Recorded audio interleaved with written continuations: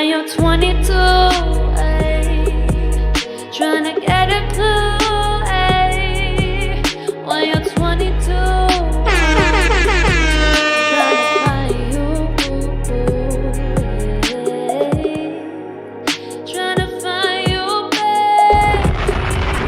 babe. Yo. What's cracking, Ruby? Alexander Black, what's good? Don't stress, no.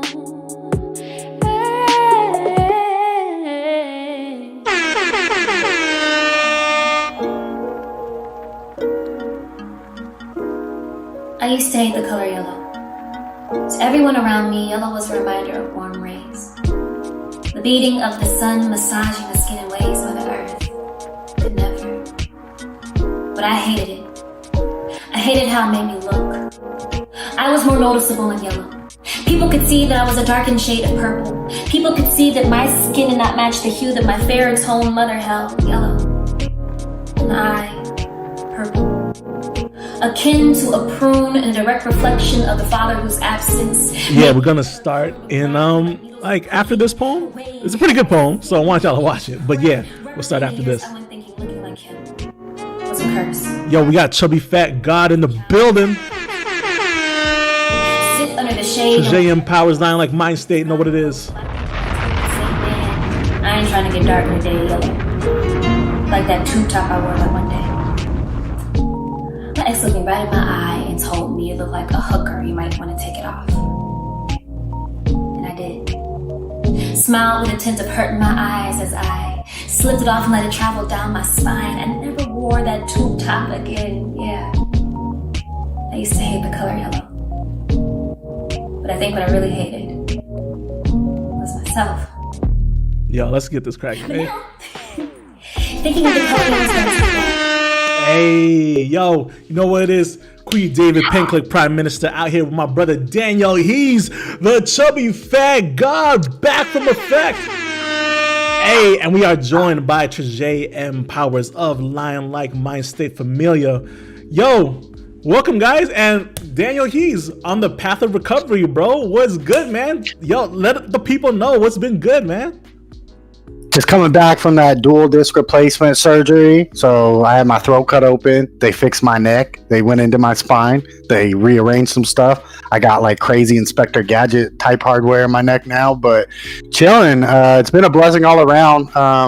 Luckily for everybody that knows or doesn't know, I had to get I had 2 bulge discs on my neck. I was facing either a fusion or a disc replacement. The disc replacement is the way better option, so I was grateful to be able to get that procedure, and now just doing heavy PT, but I could wiggle my neck, I can move it, bro. Everything's good. It's moving along.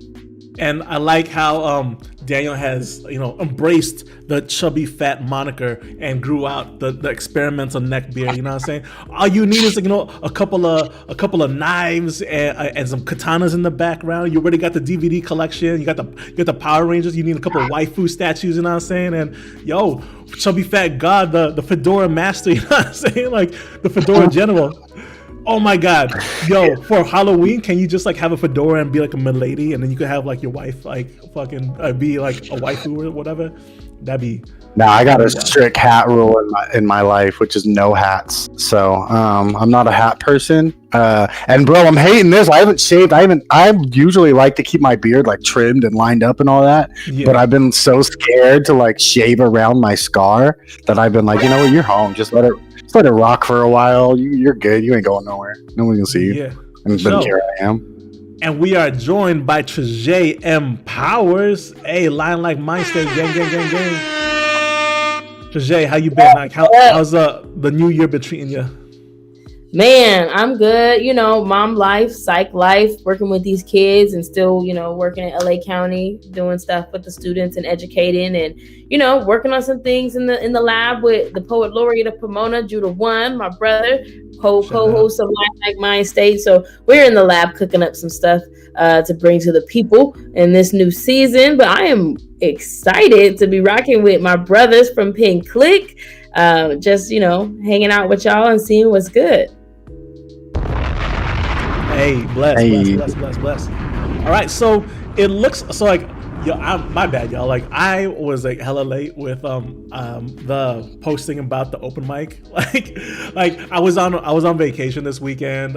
It was like our 4th year anniversary trip, so it was like, all right, like I was unplugged fully, and yeah, like I was not trying to make some digital social content anytime soon. So yeah, my bad. And it looks like I was hella late to it, so like unfortunately not a lot of people are on deck to perform. But yo, we still out here to make content. We got Treesje M Powers, one of the finest pens in Pomona. We got Daniel Hees, who's been writing shit and also, you know, got things to say. So, yo, how about we take it back old school, you know, back to the podcast, and we'll eventually release season 3 episodes, which includes Treesje as well. But yeah, Treesje, you said that you got a piece or two that you can share with us. Oh, for sure. I got y'all. So I know we're talking to Daniel. He was saying he's been in the lab. He's had a lot of free time to just write and kind of let the words flow. And so I've been doing the same. I've been really trying to just bring out some new content that really speaks to where I'm at. 2020 was a hell of a year. And so this poem that I wrote was entitled To Be Black and Woman. And so, you know how we roll in Pink Click, no disclaimers. We'll discuss after. All right, let's get it. To be black and woman is to be all things queen and regal, yet still cliche. To be black and woman is to be a fire next time. To be black and woman is helping you harness that fire to burn me with it, to lay waste to my self-esteem with appropriated versions of me. To be black and woman is to be both the meal and the stove it's cooked on, source and resource, used and consumed, seen and erased. To be black and woman is to be both the specimen and the sideshow, hot and tot and wop. To be black and woman is to carry a torch for your own lynch mob. To be lynched, hung high fashion on display so the world can parcel your features to the highest bidder. To be black and woman is to always be on sale, on clearance, given away. To be black and woman is to have your value discounted by the ones that window shop your identity. A novel idea no one is willing to pay the full price to live with. No one has paid more for this life than us. To be black and woman is to present a vault of receipts for the last statement and still have you disagree. We are a territory every man wishes to lay claim to. Blood diamonds and oil rigs dripping wealth from these lips. To be black and woman is to offer your body as collateral damage, an unsolved mystery, an unreceived apology to the rope that found its way around your neck in an empty cell, to the forceps that stole your legacy without your consent, to the walls that caught the bullets that missed. To be black and woman is to be a hashtag without a guilty verdict, to offer your name just long enough to incite riots, but not long enough to bring justice, to turn your face into a talisman. To be black and woman is to birth a nation and be left for dead on the operating table, and experiment in how much the body can hold without our permission. To be black and woman is to ask permission to live, demand permission to live, expect the right to live, and die trying. Hey, do that. Line like building. Or line like my stay in the building. Yeah. Damn. She said hung high fashion though. Yeah. Hung high fashion. Treesje, Yeah. When did you write that piece? I wish I put timestamps on my poems. I don't know. What, you don't? Like, that's like one of the first things I learned under one of my first artist coaches is like, he said, like, timestamp everything you start, because you'll see the journey, you'll see the evolution. So according to Google Docs, it says I wrote this September 28, 2020. Oh, hell yeah. All right. Yo, we got a comment in the chat. We got Alexander Black saying, discounted by the ones who window shop your identity. Yo, Yes. Ooh. window shop your identity? Come on. Ooh. Let's There's throw so in much some of those. there. Like Yeah. there's so much like sneaky little like wordplay and like This is like a poet's like poem too. This is that last bit with the Sandra Bland and like, oh my gosh, the noose around and the empty cell and the bullets in the wall, and masterfully done. Like to invoke those ideas and those images without saying them. You know what I'm saying? And it's also a good tell, you feel me? Like to know you're around community. I like whenever you're at the spot and you hear some fire stuff and you could tell there's like that one dude there that has no idea what's going on, and you're like, oh, this guy's new, or he's just visiting. You feel me? This is full of those like those vetting lines where it's like, yo, this is lit. It's beautiful. There's so much poetry going on here. Thank y'all. I think that was the big piece for me. There are so many poems, especially with Breonna Taylor and Justice for Breonna Taylor. There were so many poems written about injustice, right, at the height of the Black Lives Matter movement.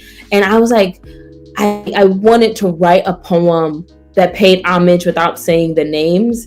And that was intentional, because what we know is that Black women, when they are killed by police, their names are not spoken. And so it was actually even intentional in that I didn't mention their names, because Black women are often erased.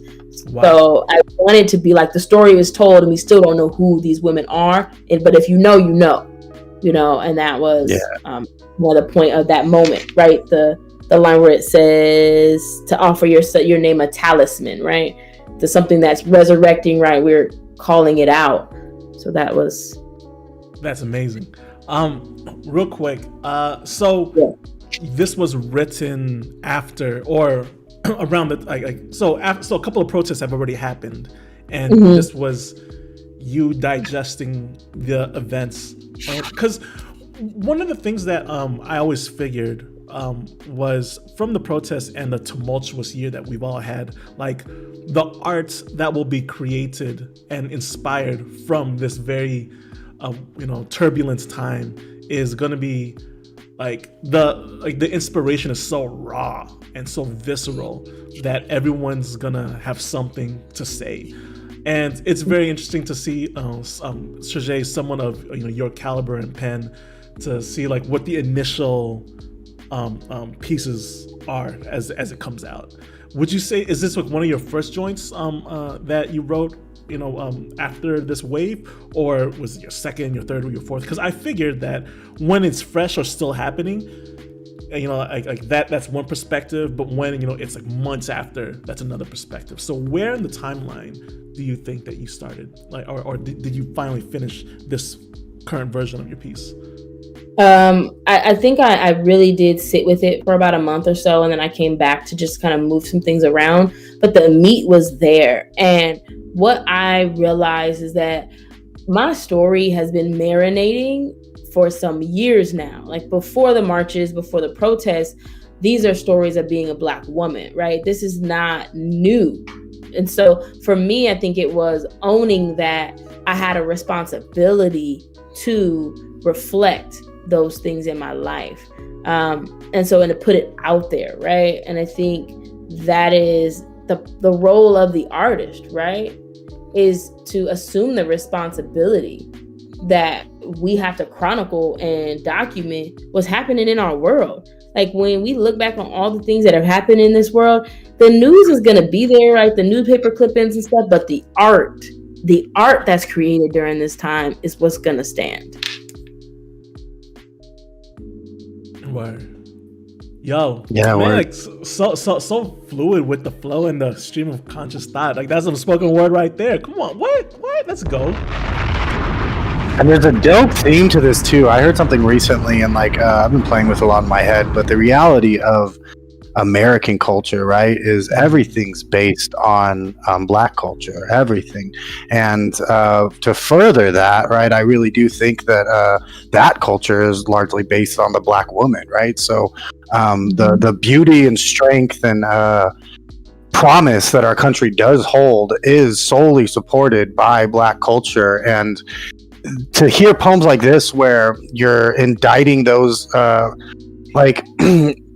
the window shopping line and things like that, where people too often forget, or people don't even know. And there's a whole generation that we're educating now and trying to make realize that everything everything, and the soul of this country is all based on Black culture, and again, in turn, Black women. So to see poets educating like that, and to see Black women educating like that, that's my whole heart. I appreciate you infinitely, Treesje, because that's the one thing we don't realize. Like, we don't have any sort of anything great about this country without Black culture, and that's what we are coming to realize. And pieces like this not only educate, but they do it in a very effective way. This isn't an attack. This isn't an indictment. This isn't a struggle piece. This is just like matter of factly stating this fact. Like, yo, Black women are everything, the basis for everything. Yeah, my favorite line is to be black.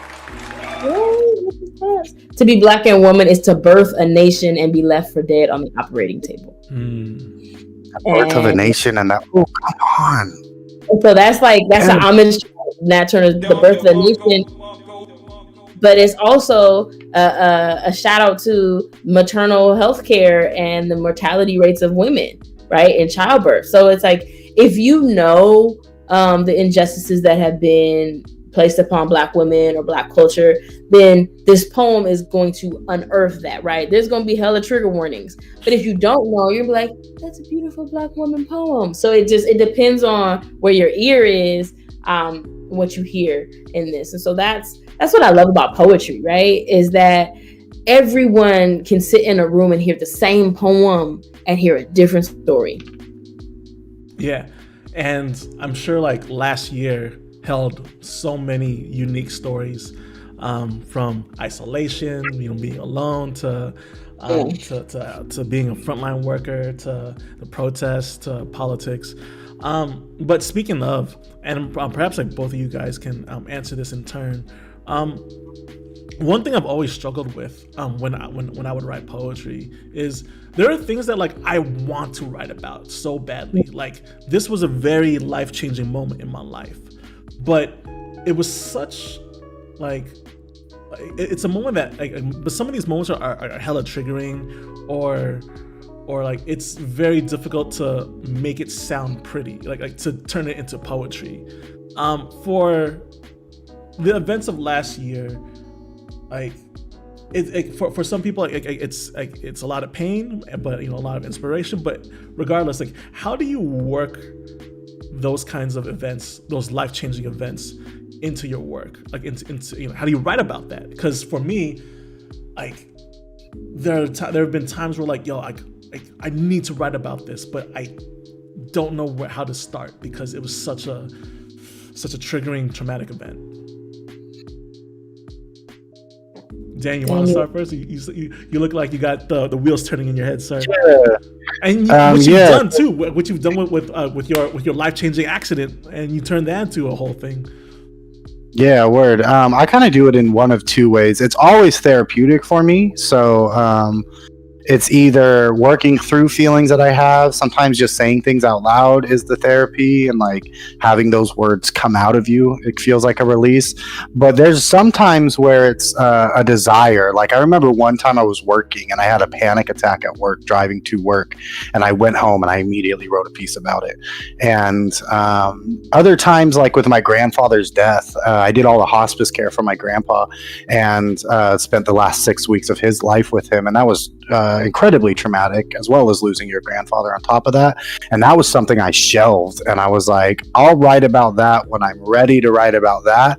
And then one day it just comes. One day you're just ready. And for me, at least, it's almost those moments where you're arguing with God and you're upset with God because it's like, yo, I don't want to write this grandpa piece on a Sunday afternoon when I had this beautiful morning and day planned, and I was gonna like watch cartoons and smoke weed and do nothing, you know what I'm saying? But today is the day where you're gonna have to write this thing that you've been, I don't want to say holding off on or postponing, but it almost is like an organic thing for me, where it's like I know the difference between the stuff that if I go home and purge, it'll come out and there'll be a finished piece there, or I know that like if I just sit there and wait on this, it'll come, and when it does come, it'll work it out. For things like politics and things like that, that's the stuff that I'll kind of just work on as I'm going, right?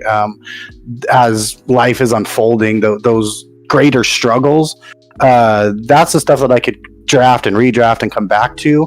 But the real personal trauma stuff, for me at least, comes in one of those two ways, where it's like, I'm going to write about this today, and I'm going to come out of today with a finished piece and a broken heart and like feel better, or I'm going to sit on this, and when it hits me, it's going to hit me hard, and when I'm done, it'll be done.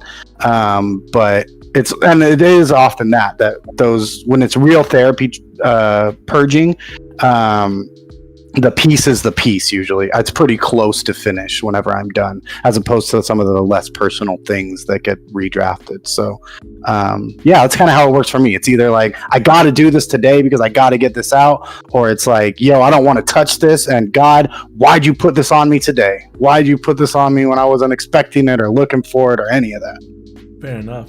What about you, Treesje? Especially with the piece that you just spit,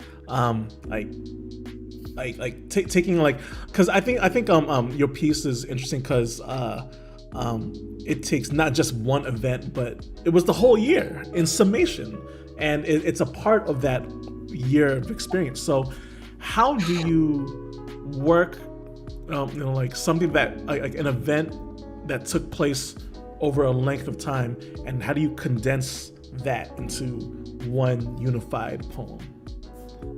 One of the things, and I had put it in the chat, but like my White Rose poem just poured out of me, right? It was just like, one day I was sitting in the middle of the afternoon and my journal was soaking wet, and I was like, what is this, Jesus? But then when I wrote this poem, I really wanted to speak to those folks that knew the struggle but didn't know the background, right? And so this poem, I approached it as, this is for the folks that are just coming on board, right? Like, if you don't know what it's like to be a Black woman, what are the cliff notes, right? Being a Black woman for dummies, almost. Like, these are the things you need to know about my struggle. The rest of the stuff you'll figure out later. But these are like bullet points, right? And I went through the poem, and that's why it's very, to be Black a woman, because it's a list. It's a list without numbers. And the list can evolve. This could be part 1, right? To be Black and a mother, to be Black and a psychologist, to be Black and. Because to be in tune with your culture, right, your ethnicity, is to understand that you have an intersectionality, a duality about yourself everywhere you go. And so I knew that I didn't have to put it all in here because I'm still living my life.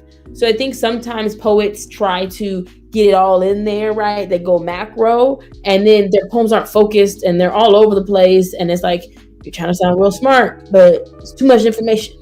So the beauty of poetry is we can really just take one nugget, right? One concept, and allow the audience to kind of chew on it and digest it and really walk away with something real, right? Instead of being overloaded with too much. Hey, that's a beautiful point. And like for slam, I feel like we often do see people that are trying to shove so much into one poem, just to elicit feelings and elicit those hits. And like, I know you have, if you wrote down and like did those 20 struggle lines, right? Like being a Black mother, being a Black person with a driver's license, you feel me? Like there's a lot of things. But then, like you said, the focus is kind of missed, and that's what I love about your work, Treesje, too. There's always this real spectrum of emotion that is used to carry a very specific point. Your pieces are focused, and they're not. You're not doing things to elicit feelings. You're writing, and it's very organic, right? It never feels planned or forced, or I'm trying to put this in there for this. And furthermore, like this piece is educational to such a broad audience, and that's really what you like. The mastery here is this isn't just something that's going to hit with the Black girls in the audience. This is something that's going to send a middle-aged white dude home thinking about something as well, and is going to elicit a feeling from them as well. And that's like masterfully. That's masterwork. That's that's the unifying part of poetry. That's the education part, right? Like that's the part that pushes progress forward, and like you're doing that, and again in such an entertaining way too. Like it is entertaining. Your work always is, like I said, dynamic and the emotions and all of that, and that's what makes it fun. So it's fun and entertaining. That's hard to Let's check out the chat right quick. Shelly Bean, she's been talking about along with us, and she pretty much agrees with you, Daniel, about like getting pretty much like one day you're ready to, as Ariel Astoria says, spill art, and it'll happen. She also says you can't force it because it feels like holding back. Which was like, yo, you can't force it because it feels like holding back. Let's give her some.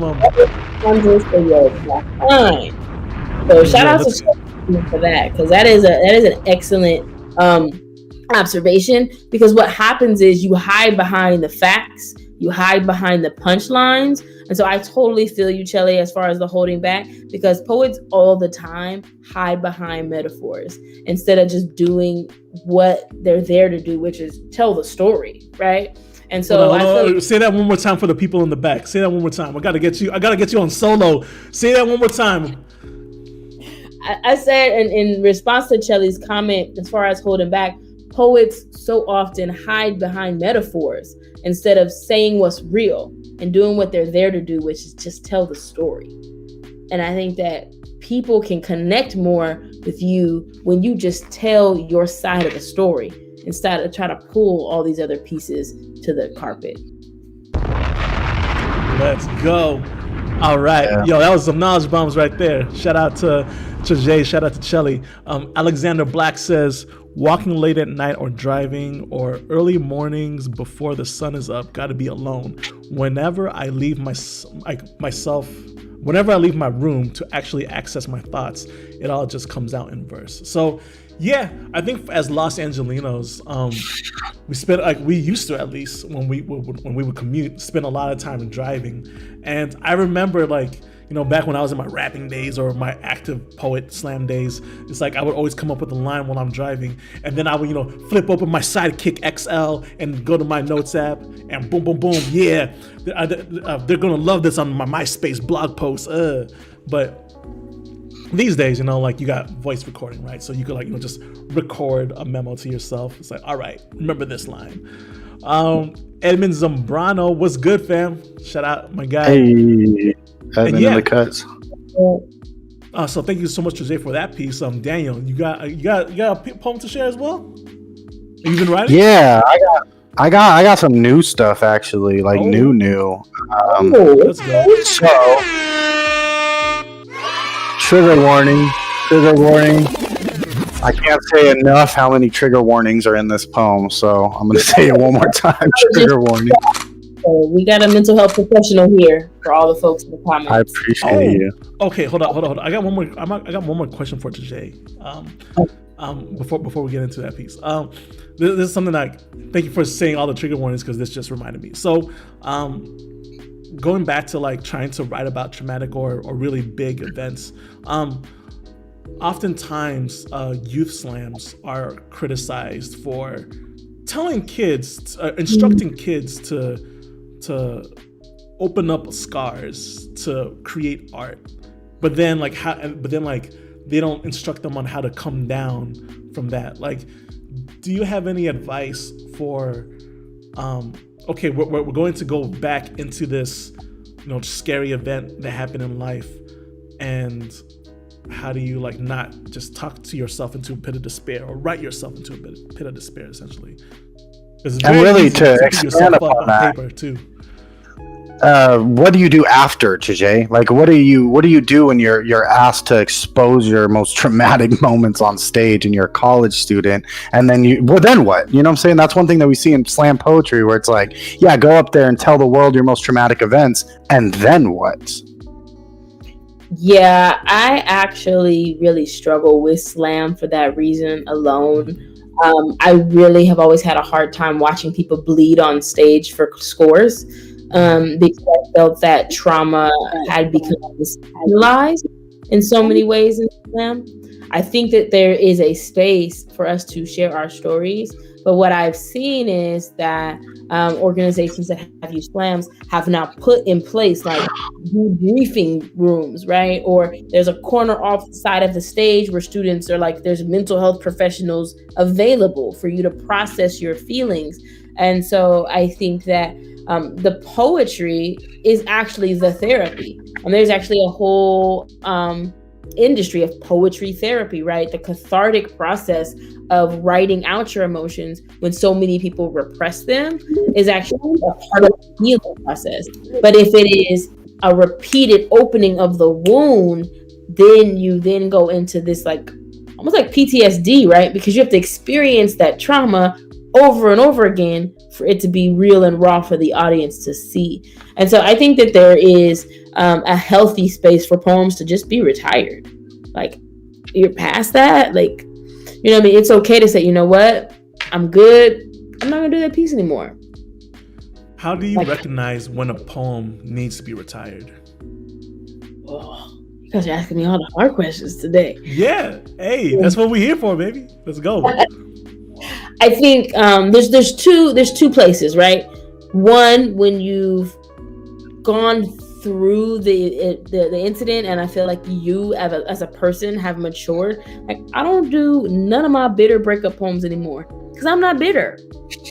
So what am I gonna do that? You left me and I'm sad. I got a whole husband. Why am I writing about you? Why am I talking about you anymore? So I think that there's like, oh, right, like I'm not on that person anymore. So why do they get to share my space? Exactly. So I think that when we go to a space where when it feels routine to you, when you can do that poem in your sleep and there's no emotion tied to it and it becomes robotic, I think that that's a moment for you to take inventory and say, yo, am I just doing this poem for scores or for snaps? Or am I still in a space where I'm telling my story? And is that still a part of my story that I feel like is relevant?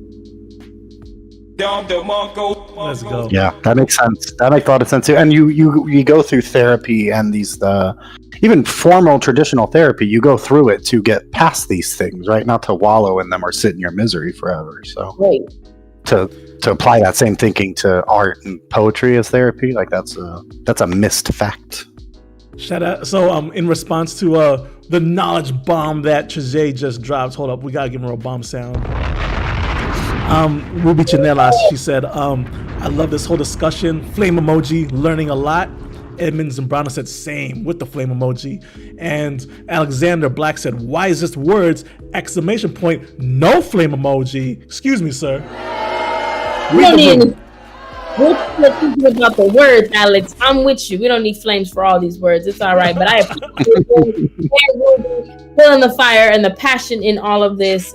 We encourage you guys to make sure that you are writing your story, man. Like, process through that with your words, with your pen. That's a journey that continues to evolve. That journey never ends. Thank you much for that. All right, so I think I'm done with my questions because those were like the main questions I had for Treesje. I just kept forgetting them. But luckily, Daniel's about to pick up the mic and hit us with a poem of his own. So big ups, Daniel, for continuing to write, even though he's laid up in bed, all doped up with legal drugs, I think. But yeah. Yeah, lots of legal drugs, too many legal drugs. But yeah, this is new shit. Trigger warning, like I said, so bear with me if y'all feeling it. We're here to talk about it though, so that's the great benefit of this. We're here right now. You could ask the poet right now. Gave a couple of grits to the strung out chick turning tricks in front of the store. She said, "Thank you, friend. Nice seeing you again. Can I trouble you for 2 more?" So we would sit and smoke about half a pack, and she would tell me her life story. I was born in West Covina on a cold December morning. My birthday's on Christmas, but I never got no gifts, and Dad left around 6 because Mama caught him in our room. She blamed it on Big Sis and never brought no charges, and Daddy never touched me, but that mattress was my tomb. It's blood on a night dress that mom never addressed. I never thought of it as kids, but we were always doomed. Cause grandpa's no different, and uncle's belligerent, and handsy and piss drunk slithers just like snakes do. Gave a couple of minutes to what would be a visage of an angel sent by God. She said, "Thank you, friend, for the ear to bend," as I watched her struggle unfold. Sewn skirt so she could hide a knife in back. She said she preferred hell to purgatory. She said I was torn at best but eager when I first started scoring. Some kids' play turned illness, the needle and blood drip, and I don't have no health care, so infection's soon a gaping wound. Inflamed growing abscess and gotta work regardless, and alleys don't distrust me, us wageless living there consumed. What they would call progress turned poor kids to targets. I never thought about it as kids, but the rich knew exactly what they were doing. They outlaw the generous and cage up the immigrants, and rich and pilled up, so just like snakes do.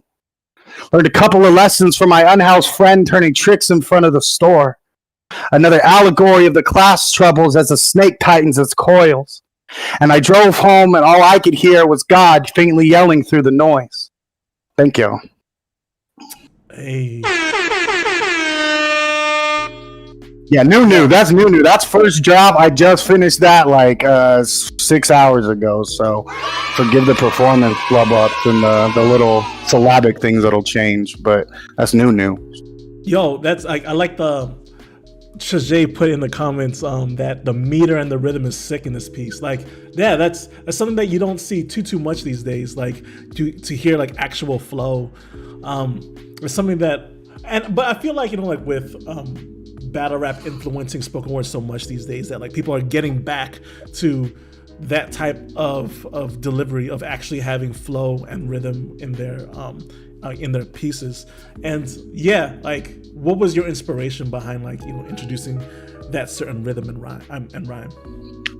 So on the real, for real, that was all 3-6 Mafia. Yeah. And that's really what it was, is like I had a moment where I was thinking about 3-6 Mafia and how they're super slept on as the godfathers of trap music. You know what I'm saying? Like that 3-6 triplet flow kind of is the blueprint for so much that we see nowadays. And I'm not the first one to say that, or there's a lot of people that have recognized that publicly before me, but kind of playing with that idea, like, is there a place for some of that influence and some of the trap influence in poetry? Because that's something that, like, as a hip hop head, it still is really hard for me to hear people down trap music, because like Best Kept said on our show, the mighty Best Kept, Mike and Dim Lights, would love you till infinity and back, but Best said on our show, trap music's still black music, you know what I'm saying? And like, as a hip hop head and like a kid that always grew up with hip hop, and like it's a part of who I am, I didn't really see the disconnect from trap. So really, it was that, though. On the real, it was like, and when you write so much prose and you write so much for performance and slam and things like that, it gets boring. And there's times where you're like, yo, how do I make this work? And I want the puzzle more than anything. And that's kind of how this poem, like I said earlier, right? I start writing with just that line. I gave a couple of grits to a strung out chick turning tricks in front of the store, and this is all based on like real events in my life. It's all a hodgepodge, right? It's an allegory, but I started writing just with that line and that idea, right? Like, how do we incorporate more trap cadences or flows into poetry? And then this purge happens where all of these things, this is an amalgamation of a lot of the things I heard working in homeless shelters and working with tutoring at youth kids and things like that, where you hear those lines when you work in service that stick with you forever and ever and ever. And this was a lot of those stories where you hear, and it's just stuck in your head for the rest of your life. Like blood on a night dress, that's something that someone told me in a poetry class, and just like relating those two images together, personalizing that now, even in the moment, makes me want to weep, because that's something I heard a woman tell me. And it was one of those instances, like I described earlier, where I just want a poetry puzzle. I'm going to do this poetry cadence thing, and next thing you know, you're purging all of this stuff that you needed to come out. I needed to share these stories. I needed to tell the story because this is such a reality, and this is what's really happening. I love and appreciate the fact that this poem took me to like almost like a hood sonnet. Like that's how I felt. Like it had the bounce, and you felt it, and you knew like. And it's almost something comforting about having the rhythm and rhyme in a poem that has such dark imagery, right? He's like, I can't process these images, but at least I can find comfort in kind of that bouncing ball, right? That's going to get me to the next place. So pairing that very childlike bouncing ball cadence that I can predict with these images that I don't know what's going to hit me is just a really dope juxtaposition. And it's beautiful when poems, you could see a poem on the page, right? Because we write so much for performance, but that's a poem that if you read it, it would hit you in your gut. And that is dope. Yeah, and I'm really glad you said that childlike bounce, because it's almost a limerick, right? Like, that's kind of how it started. Like, yo, you're gonna use these images, these lines that you've heard, like you said, these tragic, awful images, and I used, like I said, almost a limerick, like almost a very fun, what I would otherwise use for fun material or fun subject matter. I used, again, and not intentionally, it's just kind of, again, God works how it works, but there was that idea of like, yo, let's use limericks and fun things and childlike rhythm to have this woman describe losing her childhood. Right. So I think like the thing that caught me most, aside from the rhythm itself, was like something about like poems that describe very real, very raw, like details of life, like you know, girls turning Johns and tricks and shit. Is like, yo, like I love hearing that shit. It's like, yeah. Or I don't know, like trap poetry, as Treesje put in the comments, like I really wish there was more of that. Like we have, because what's great about back in the day, before it was called gangster rap, it was called reality raps, right? By all of them, and they use that term to describe the reality of their situation, right? It's like Ice Cube, even like, you know, Jay-Z, right? Like what made Jay-Z so stand out in his first album, Reasonable Doubt, was because he was one of the first people to give the drug dealer a consciousness. Like he gave the criminal a consciousness, where like the criminal is still a human being at the end of the day, and you know, they're doing things that they're forced to do, not because they want to. Like nobody wants to, you know, sell drugs if they could have a job that makes a lot of money and is safe. Like no one would prefer to be a drug dealer. So I love that, like with Jay, like he was able to communicate these stories with these very real issues that he faced. And then I really wish that there were more poems like that, aside from not like where the poet is not the victim, rather the poet is the storyteller, right? I think like that perspective is significantly lost in this era of poetry. When you look back in like, you know, like the 80s and 90s, when people were still adapting to the slam format, it was still a lot of very experiential kind of poetry. Like when you look at like Mark Kelly Smith's old poem about like, this is what it's like to be on a subway, and this is the sound of a choo-choo train going by. It's like, yeah, you can't win a slam by talking about, oh, this is what it's like to be on a choo-choo train. Like you can't win a slam doing a sonnet about being on a train, like unless that slam poem was about like, yeah, then I saw someone get run over by the train, and then like they got degloved, like anyway. That's just me. I say that's just me. I was gonna ask you, when you mentioned you like the idea of the poet not being the victim. So my question to y'all is, what is the line between pimping out someone else's story, right, and being a teller? So that's a really, there is an accountability as a poet though. So even like me writing that first line, what do I call this woman? Right, that was a big struggle that I had, and I went back and forth 5 or 6 times. Like, yo, what is this woman? And what made it easy for me, I guess, or acceptable in my mind, or something where I just worked it out and moved on, was the fact that it was like, yo, what have you called these women? You work with these women. You work in the community. You work in these communities, right? So having that to stand on, that authenticity, like that clout, as poets, I think we should all be activists. As people, I think we should all be activists and should all be doing service. So having done service with these women, I mean, that's what we had. That's what we called each other in conversation. That's how it was described to me, things like that, where it was like, yo, I'm strung out. And like, I was turning tricks because I was strung out. And it was like, yo, all right, that's what it is, right? Like, so I think that there is a line there where it's like, it's okay to write about other people's stories for the sake of entertainment, for the sake of fiction writing, for the sake of art. But there is a difference between art and exploitation, and it's pretty easy to see the difference, right? Like, it's not hard to suss out when somebody's coming from a genuine place or not. And that's like more of a feeling thing than anything, right? Like me, I mean, I'm a white boy, and I've been doing pieces about Black civil rights struggle for the past 10 years of my life. And I've never caught in anything but love from the community, because they're a community, or they even whenever I'm in new places, they understand, and they could tell that comes from a place of understanding and knowledge and allyship and cooperation and all of that. But if it doesn't come from that organic place, it's very easy to tell. I feel like the line there, it's like one of those things where like God will let you know. You know what I'm saying? Like, God will let the audience know if you really real with it, or if you just trying to get some slam scores and snaps or sell a book or whatever it is, right?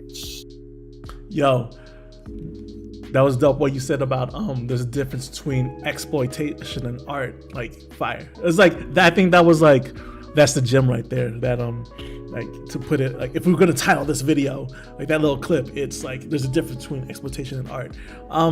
If you can like expand upon that bit, like how what is the fine line, or Treesje, if you can chime in on that, what is the fine line? Like what, like is it like something that's objective or subjective, or like it's up to an individual to determine like is this too far, or is, I don't know, like it's kind of hard to tell, like something like this. I could jump in, Kuya, because something like this piece, just while I'm cooking, this piece I know is going to trigger people. I know I'm going to have to answer to this piece when I perform it live. I know that there's going to be somebody, potentially even in the audience, that does pull that card on me and is like, how dare you exploit sex workers.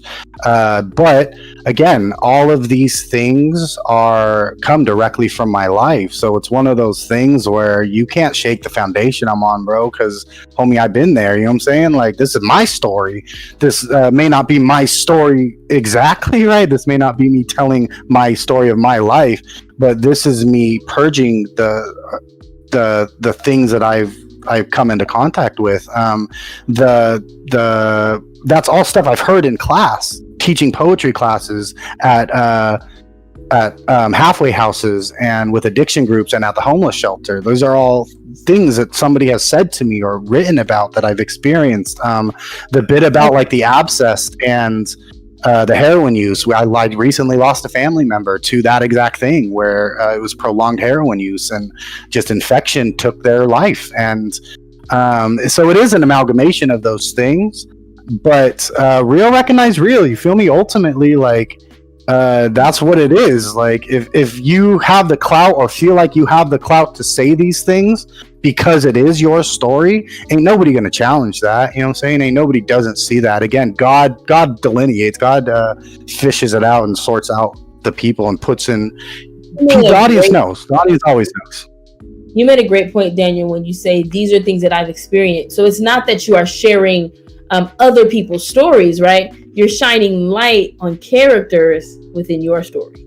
That's a difference, right? And so you're pulling from some abstract person or something that you heard about, right? And then trying to write what it might have been like. You're sharing, this is my direct connection to this thing, to this story. I think that is the fine line, the delicate balance, right? Of saying, I actually have a feeling and emotion connected to this person's story, because they shared it with me, right? Or because I'm in some way a part of their story. And I put it in the chat too that like there's a reason why you don't get any pushback when you do Black civil rights poems, because you're down for the community in action, not just words. And I think your receipts will tell on you. If you're a poet and you're talking about, you know, all this, right? Black power, everything, and you ain't marched, you ain't sitting there email, you ain't put 5 on it, like, then we know you're clout chasing, right? And I struggle with writing poems about being a Black woman. The poem I wrote, I Hug My Sons, right, about police brutality. I felt like those were things that I'm not really out there like that. Should I really talk about that? Is that my place? And I was like, hell yeah, that's my place. That's my story, right? And so I think sometimes we as artists also will disqualify ourselves because we don't feel like we're as down as someone else, and don't feel like we have space to tell our side of it. So I also want to venture to say, like, it's important that we tell the part we know, because we're all a piece of the puzzle and we all come together. And you said an important thing there, Treesje, too, shedding light on these stories, the intention of why you're writing that story, right? Like Precious, right? Like Precious, people talk about Precious and like, oh, what a poor woman. That's not one woman. That's an amalgamation of different women, the film Precious, right? And it's kind of those things where it's like, it's an amalgamation of what you've seen and what you've experienced all coming together. And so if your intention is to shed light on these communities, and I wrote this poem to show people, yo, this is how you end up turning tricks, dog. This is what I've heard. This is where it starts. You know what I'm saying? Like, if we don't write these stories, nobody will ever know. So, and that's a lot different than like, yo, I want to seem woke, so I'm going to go to the protest and write a poem about it. You feel me? Like, because that's a real thing we see in BLM and the whole movement. And it's always been a thing. And like, God bless the pretenders, because at least their bodies in the field with us. But it's still a thing of like, yo, are you really going to be here in 10 years? You know what I'm saying? Like, because this isn't a choice for me. Like, that's the difference, right? BLM is about our children's prosperity, about little Black babies' prosperity. That's what the movement's about. It's not about your picture and your hashtag. And again, ultimately, people know. You always know. It's never hard to know. So, Shelly in the chat. No, go ahead. I think, Treesje, you were about to do the same thing.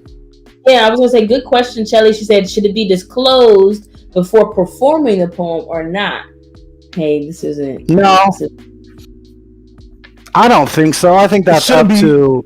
Because you only have 3 minutes, and if you go over that 3 minutes, you get disqualified, and you won't go home with money.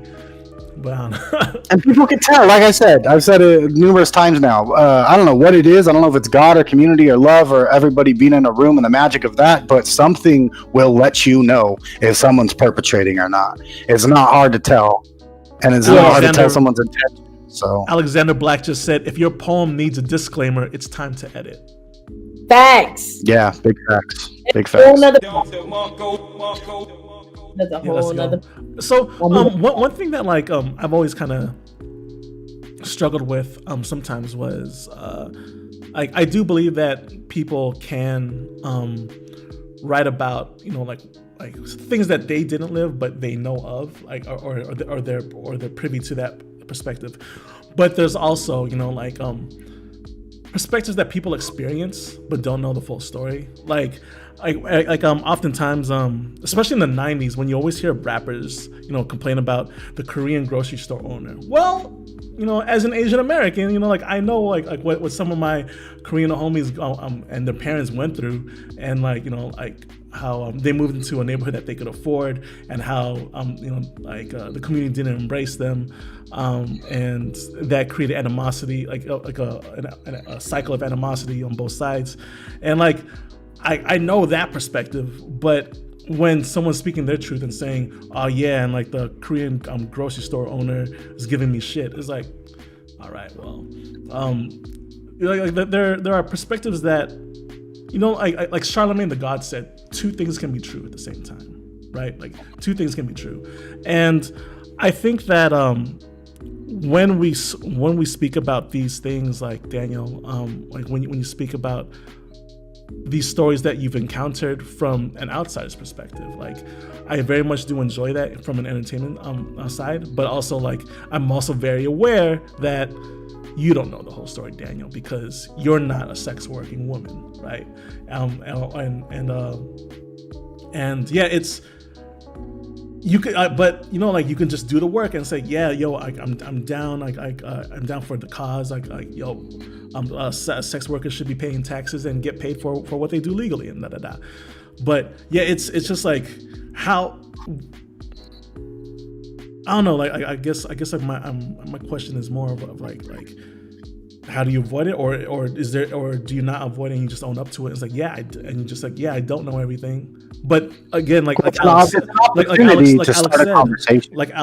that if you shouldn't need the disclaimer because it's fucking poetry, right? I mean, you have to be accountable to these things, right? Like, I have a piece where I talk about the 69 skinhead movement, because it was like a movement based in black and white racial unity in England and reggae music, right? And like, that's something that I want people to know. Like, I want people to know what that actually was, right? Like, there was these rude boys in England it was about racial unity and literally just ska music. And I have to answer to that all the time when I perform it. But what happens then is you have created the opportunity to this thing that you now shed light on.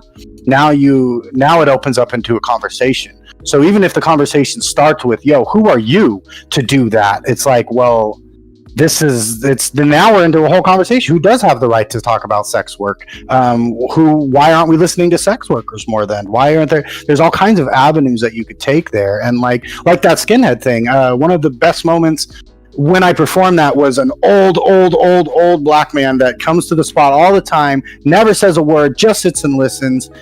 I was getting checked out front by some younger kids who were like, skinhead. And I was like, yo, this is what it was really about. This is like the skinhead movement. This was the birth of it, blah, blah, blah. And to have this old black man come out and check these kids like, yo, that's your history. And you should know that history. And don't be mad at this man for shedding light on your history. Now go learn about your history. And then turned to me and was like, yo, that was a brave thing to do. Thank you for trying to help them understand their history. You know what I'm saying? And like, that is again, it all comes down to like intents. Ultimately, your intentions like are always one step ahead of you, especially in poetry, but you're gonna have to answer to it. And if answering to it continues or furthers or grows the conversation, that's the brilliant thing about poetry. Revolutions haven't started. Poetry lasts forever, and it carries that forever. There's a reason we're all still bumping Gil Scott-Heron. There's a reason that Maya Angelou is still a goat. There is a reason that like we are being pushed forward by these poetic words, and that is the ultimate power in it all, right? Like, it continues the conversation, it keeps the conversation alive, it abstracts the conversation, it allows for many different perspectives to come together and have one conversation about one thing. And that's the brilliance of poetry. That's the magic, the progress. Right. That's here. The show. All right, y'all. So about an hour into the stream, I think it's a good time to wrap up because Daniel Hees is still on the mend, so up and up. So, sir, Right. Appreciate you very much. Treesje, thank you very much for sharing your art, and thank you everyone in the chat. Shout out Ruby, shout out Shelly, shout out Alexander, shout out Edmund, and whoever else came through that I'm not able to see through the YouTube metrics. But yeah, thank you everyone. If you want, this isn't actually an open mic, so if anybody had some pieces, you could definitely join us and perform by hitting up our Discord at http://discord.penclick.net. And yeah, join our community online. It's free. We're open. We're all a bunch of adult, mostly Asian and Black nerds. So it's a really chill time. What else? Be sure to follow us on Instagram at Penclique, PENCLIQUE. Treesje M Powers. Where can the people get at you? What up, y'all? You can definitely follow me on all my social media at Treesje M Powers. That's IG, that's YouTube, that's Clubhouse. Got a lot of good dope content coming out, and keep an eye out for Lion Like Mind State Art Community. We are coming back with fire this year as far as open mics, slams, books, all kind of stuff. So stay connected with your girls. So excited to just rock with the Pink Clique family, and hopefully next month we'll have some folks spitting some hot fire on this list. Oh yeah. Hey. Daniel, you got any final parting words for the people while they still have you? Hey, I love y'all. Kuya, thank you for holding it down while I've been gone. Treesje, thank you for filling in. Lion Like family, Lion Like Mind State in the cuts. I'm so excited for everything y'all doing.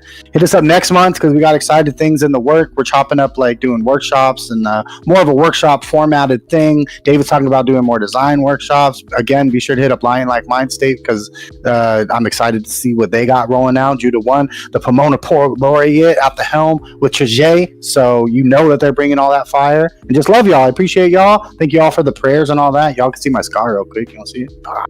Hold up. Gang, All right, now we're gang. Right there.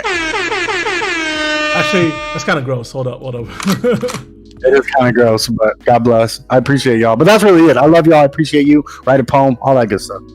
All right. Thank you, everyone. All right, take care. Night. Yeah. And bong. I believe that's it.